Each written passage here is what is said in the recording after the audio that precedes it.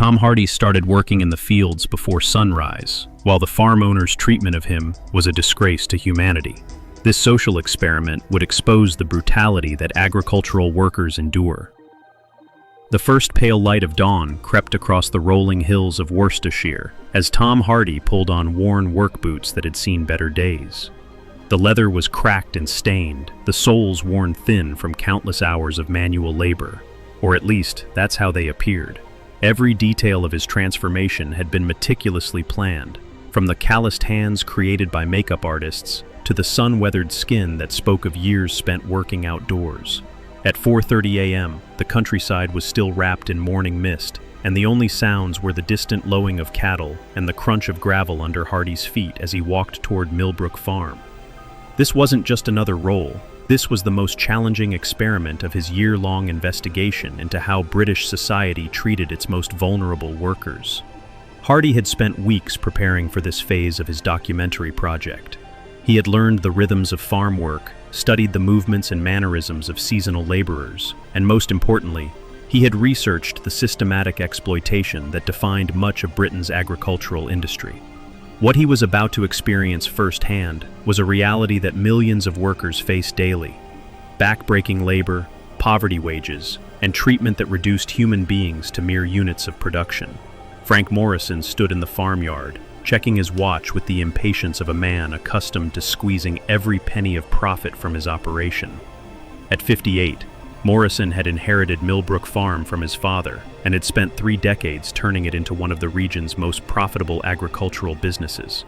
His success had come through a simple formula: pay workers as little as possible, demand maximum output, and never let sentiment interfere with profit margins. Morrison's reputation among the local labor contractors was well established. He hired seasonal workers through agencies that specialized in providing desperate people willing to accept substandard conditions. Most were Eastern European migrants, asylum seekers, or British citizens who had fallen through the cracks of the social safety net. They had no unions, no job security, and no recourse when they were mistreated. Hardy approached Morrison with the subdued demeanor of someone who needed work more than dignity. His documentation was perfect. Forged papers identifying him as David Wilson, a 45-year-old laborer from Birmingham who had been unemployed for 6 months. The character's backstory was heartbreakingly common: factory job lost to automation, savings depleted, desperate enough to accept any work available. "You Wilson," Morrison barked without looking up from his clipboard. "Agency said you'd be here at 4:30. It's 4:35. Hardy felt the immediate sting of Morrison's hostility. This wasn't oversight or bad timing. This was establishing dominance from the first moment. "Sorry, sir, traffic was—" "Don't care about traffic," Morrison interrupted. "Care about results. You're here to pick strawberries, not make excuses. Rate is £4.50 per crate. Minimum 50 crates per day or you're out. No breaks except lunch, no phones, no talking unless spoken to." The terms were brutal and almost certainly illegal. Minimum wage in the UK was significantly higher than what Morrison was offering, but Hardy knew that workers in his supposed position had little choice but to accept exploitation or face homelessness. "Understood, sir," Hardy replied, swallowing both his pride and his anger. Morrison finally looked up, his eyes scanning Hardy with the calculating gaze of someone assessing livestock. "You look soft, city boy. This isn't office work. This is real labor. Think you can handle it?" Hardy had spent months preparing physically for this role, but he knew that Morrison's question wasn't really about his capabilities. It was about establishing a hierarchy where Morrison held absolute power over everyone who worked for him. "I can handle it," Hardy said quietly. Morrison snorted dismissively. "We'll see. Follow Jenkins. He'll show you what to do. And Wilson, first sign of complaining, first excuse, first anything I don't like, you're gone. There's 50 people waiting for your job." Hardy was led to the strawberry fields, where 6 other workers were already bent over the rows, filling plastic crates with fruit. The work was exactly as demanding as he had expected: hours of bending, reaching, and carrying in increasingly intense heat as the sun climbed higher. But what struck him most profoundly was the atmosphere of fear that permeated everything. The workers barely spoke to each other. and when they did, it was in whispers. Every few minutes, someone would glance nervously toward the farmhouse, watching for Morrison or his supervisors. These weren't just employees, they were people living in constant terror of losing the income that stood between them and destitution. As the morning progressed, Hardy began to understand the brutal mathematics of Morrison's operation. The piece rate payment system meant that workers had to maintain an impossible pace just to earn poverty wages. Anyone who couldn't keep up was immediately replaced. Breaks were discouraged through a combination of explicit threats and economic pressure. Time spent resting was time not earning money. "You Wilson," Morrison barked without looking up from his clipboard. "Agency said you'd be here at 4:30. It's 4:35. Hardy felt the immediate sting of Morrison's hostility. This wasn't oversight or bad timing. This was establishing dominance from the first moment. "Sorry, sir, traffic was—" "Don't care about traffic," Morrison interrupted. "Care about results. You're here to pick strawberries, not make excuses. Rate is £4.50 per crate. Minimum 50 crates per day or you're out. No breaks except lunch, no phones, no talking unless spoken to." The terms were brutal and almost certainly illegal. Minimum wage in the UK was significantly higher than what Morrison was offering, but Hardy knew that workers in his supposed position had little choice but to accept exploitation or face homelessness. "Understood, sir," Hardy replied, swallowing both his pride and his anger. Morrison finally looked up, his eyes scanning Hardy with the calculating gaze of someone assessing livestock. "You look soft, city boy. This isn't office work. This is real labor. Think you can handle it?" Hardy had spent months preparing physically for this role, but he knew that Morrison's question wasn't really about his capabilities. It was about establishing a hierarchy where Morrison held absolute power over everyone who worked for him. "I can handle it," Hardy said quietly. Morrison snorted dismissively. "We'll see. Follow Jenkins, he'll show you what to do. And Wilson, first sign of complaining, first excuse, first anything I don't like, you're gone. There's 50 people waiting for your job." Hardy was led to the strawberry fields, where 6 other workers were already bent over the rows, filling plastic crates with fruit. The work was exactly as demanding as he had expected, hours of bending, reaching, and carrying in increasingly intense heat as the sun climbed higher. But what struck him most profoundly was the atmosphere of fear that permeated everything. The workers barely spoke to each other, and when they did, it was in whispers. Every few minutes, someone would glance nervously toward the farmhouse, watching for Morrison or his supervisors. These weren't just employees, they were people living in constant terror of losing the income that stood between them and destitution. As the morning progressed, Hardy began to understand the brutal mathematics of Morrison's operation. The piece rate payment system meant that workers had to maintain an impossible pace just to earn poverty wages. Anyone who couldn't keep up was immediately replaced. Breaks were discouraged through a combination of explicit threats and economic pressure. Time spent resting was time not earning money. "Wilson," Morrison's voice cut across the field like a whip crack. "What do you call this?" Hardy looked up from the strawberry plant he'd been picking, sweat stinging his eyes despite the cooling morning air. Morrison was holding up one of the crates Hardy had filled, his expression twisted with theatrical disgust. "I call it strawberries, sir," Hardy replied, genuinely confused about what Morrison found objectionable. Morrison shook the crate, causing a few berries to shift slightly. "Look at this arrangement. Sloppy, unprofessional. You think customers want to buy fruit that looks like it was thrown in randomly?" Hardy examined his work. The strawberries were properly sorted, undamaged, and arranged as neatly as possible given the time constraints. Morrison's criticism was clearly fabricated, designed to justify abuse rather than address any legitimate problem. "I can rearrange them if—" Hardy began. "Too late for that," Morrison interrupted. "This crate doesn't count toward your daily minimum. Do it right the first time or don't do it at all."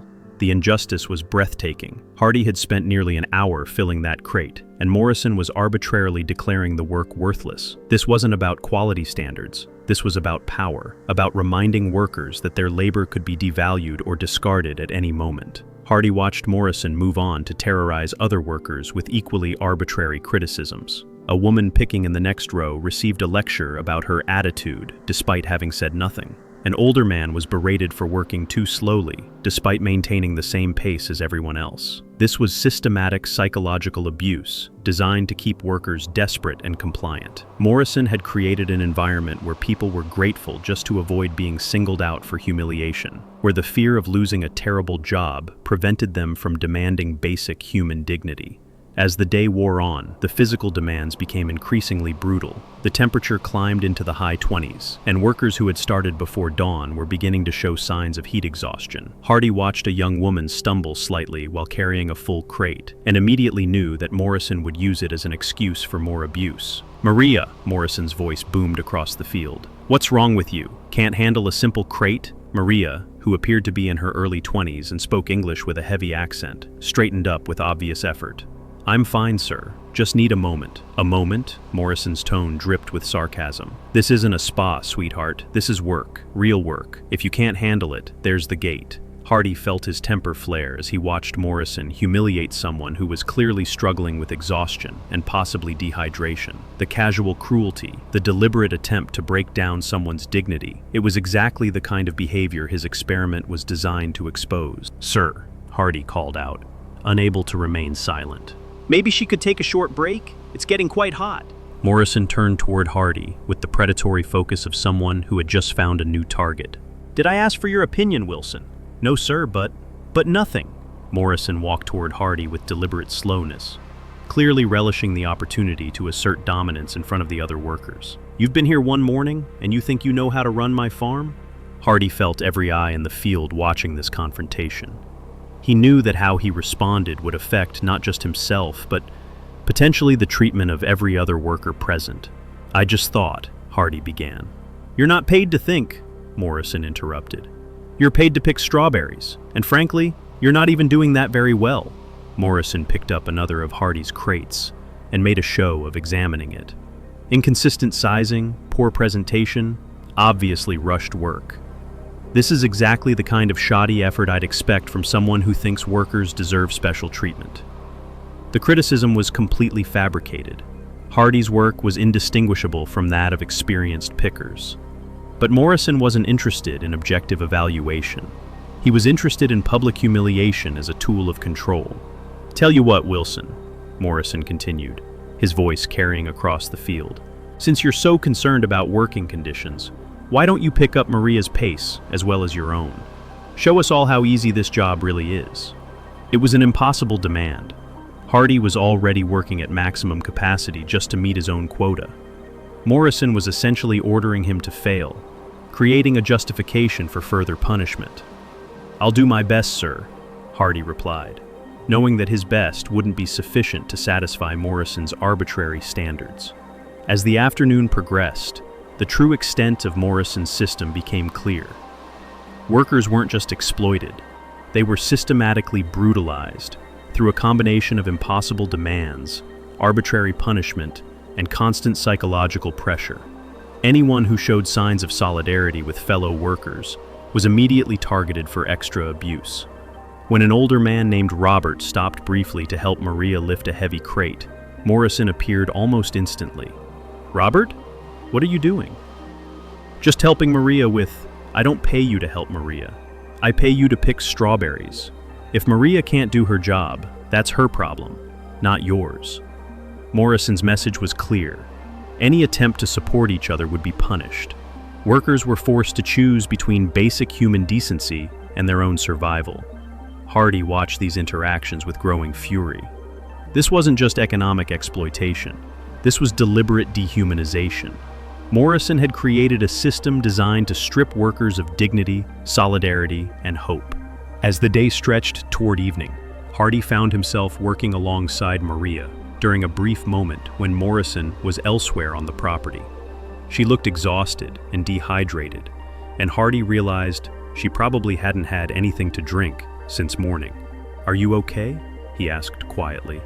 Maria glanced around nervously before responding. "I'm fine, just tired. How long have you been working here?" "3 months. I need this job. I have 2 children to feed."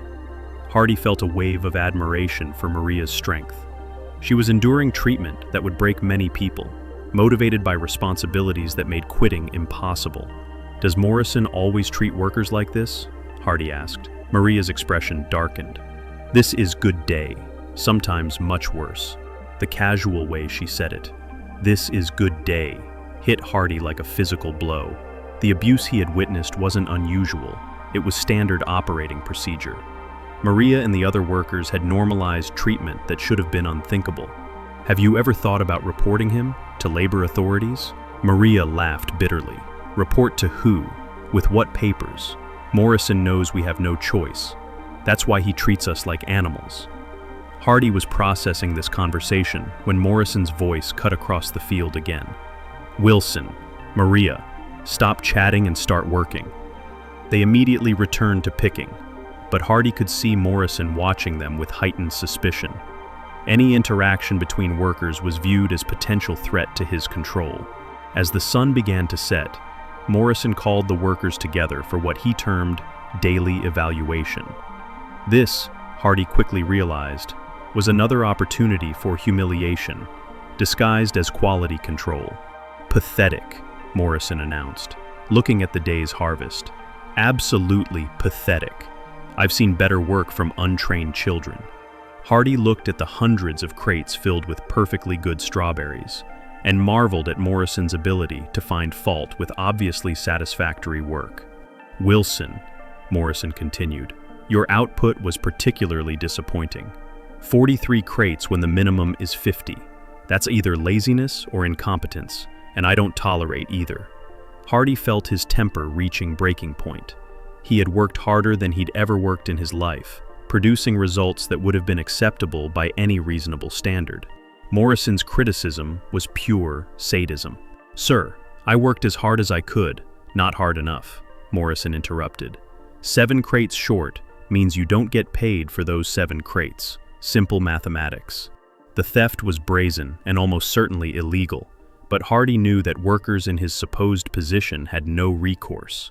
They couldn't afford lawyers, couldn't risk losing their jobs by filing complaints, and couldn't survive without whatever money they could earn.